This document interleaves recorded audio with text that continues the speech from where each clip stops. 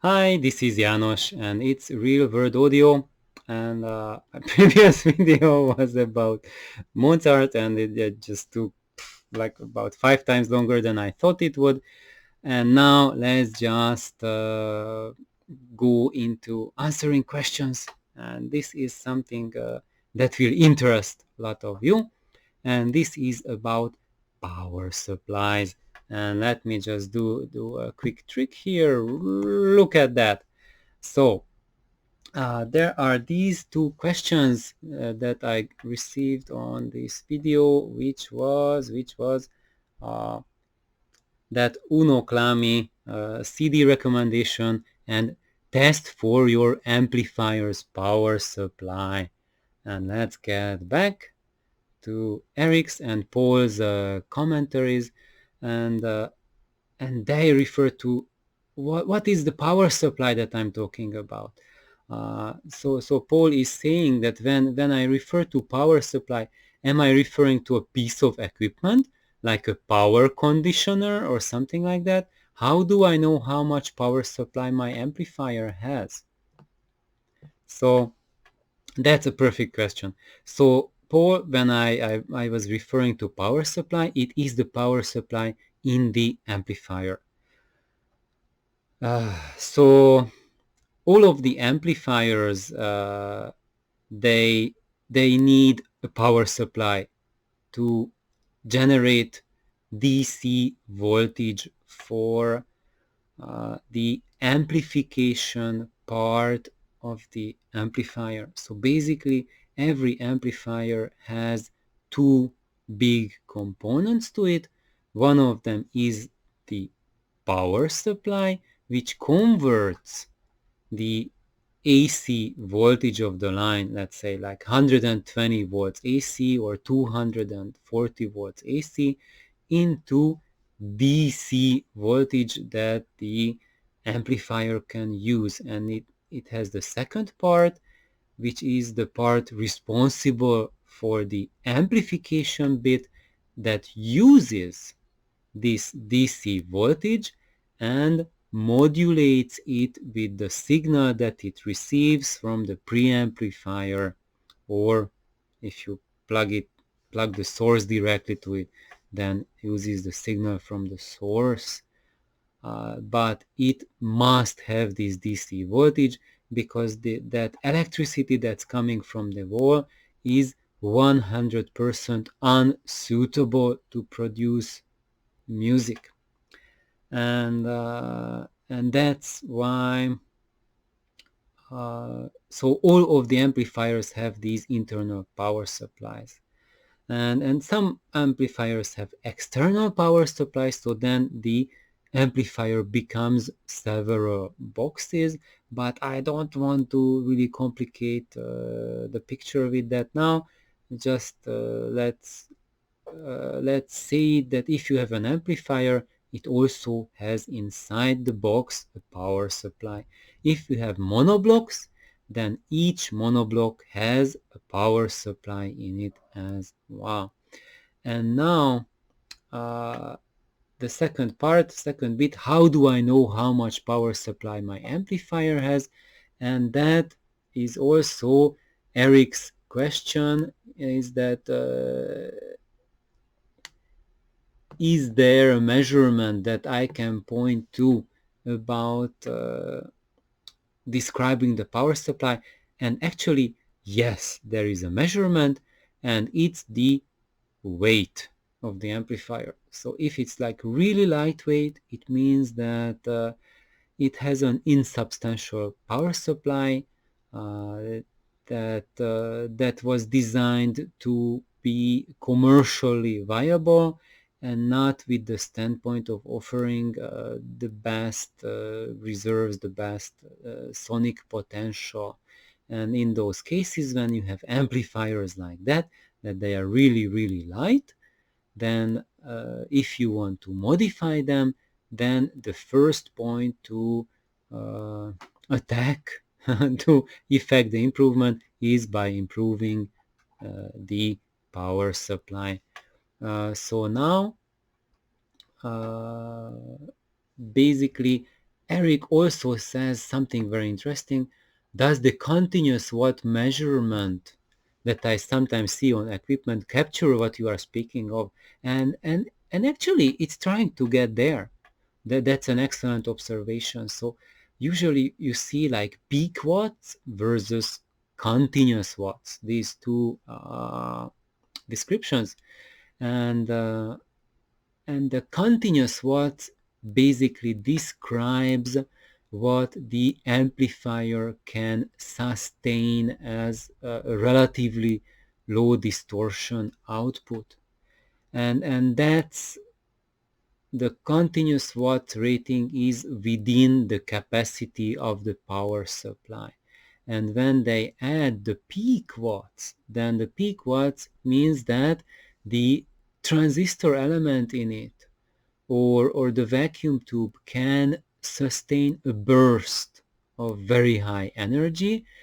Can produce a burst of very high energy, but it is unable to sustain that output because the power supply cannot supply enough DC voltage to convert into music signal. So when you see an amplifier that it's rated at let's say 1,000 watt peak output, but it's rated at let's say 50 watt continuous output, then it's really a 50 watt amplifier, and you don't expect more from it than an amplifier that is rated at 50 continuous watts. Now, what is the benefit then of that peak watt rating? If it has a much higher peak watt rating than continuous watt, then it will tell us that it has a little bit of an extra on the headroom on the clipping side. So basically, uh, when it's continuing, supplying those continuous watts, it's not going to clipping yet. So it means that the uh, the the transistor or the amplifying elements linear curve of operation is not compromised in the continuous zone. So maybe let's just switch back to you seeing me. So how does, maybe I try to just use my hands to explain it. So basically, uh, the transistors and vacuum tubes, all of them, they have a linear operation range. Let me just get the remote, my CD remote. So let's say that if we take like this is the operation range in the low level, when the signal is very quiet, it's not linear. We have problems and noise issues. But then when the signal gets louder, it's nice and linear. But when we run out of juice, run out of the linear region of the amplification devices of the transistors operating range, what the transistor is capable of, then the range starts falling off. So it doesn't keep on climbing, but it starts to create problems. And the peak power rating that tells you how wide, how big is that linear operating range of the transistor itself. But it doesn't tell you whether the power supply is able to supply the energy for the entirety of that range. So when you have a high peak rating, it means that this linearity climbs up very, very high. But a low continuous power rating means that it's able to fulfill the needs of that linear region only to this point and not higher. And as a person who wants to enjoy high quality music, you want even the peaks in your music to stay within that continuous peak rated power. So you don't want the transients to go above that, because then there will be clipping, and there will be problems with the sound. And it will not be that type of clipping that you measure for the transistor distortion. So it will not show up in the THD reading, because that peak output, that's measured by that THD number.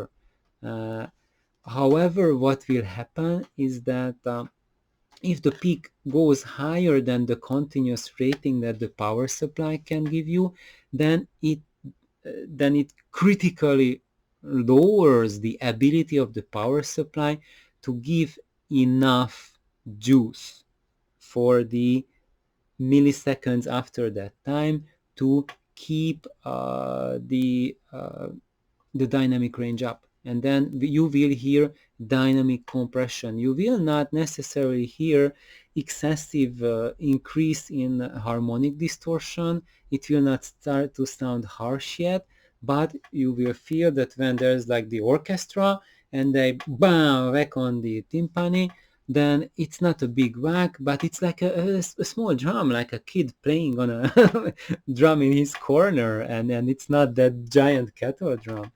Or when the string section starts with the double bass, and it sounds like a cello, and there's like two cellos playing instead of 8 double basses. So that's how it will go down. So let's go back, because wait, I think it just, let's switch on my side as well. Okay, now you see it. But is there a measurement that you can point to? It seems like there should be something like sensitivity of the amplifier. So sadly, there is no such measurement in the audio world that would tell us about the ability of the power supply. Um, and the one of the good gauges is when you read the continuous power rating and the peak power rating. Look at the continuous rating if it's shown. Look at the weight of the unit. If it's a really heavy amplifier, it means that it has a very big power supply. And this is one big key why there are some amplifiers which are just rated at very low power, let's say 20 watts, 50 watts, but they sound huge and dynamic. And you get another one rated at 500 watts, and it sounds puny in comparison. What's going on? This is what's going on. The power supply, that's what's going on. So I would say the most indicative feature might be the weight of the unit, but it's more complex than that. But then I already been talking 13 minutes. If I would go any deeper, then it could easily turn into 13 hours. So I hope I answered these questions, and I helped everyone to a little bit have a better picture on what the power supply is. And there's much more to say about it. But for now, that's all, folks. So Eric, Paul, thank you for your comments, uh, and have a wonderful day. Bye bye.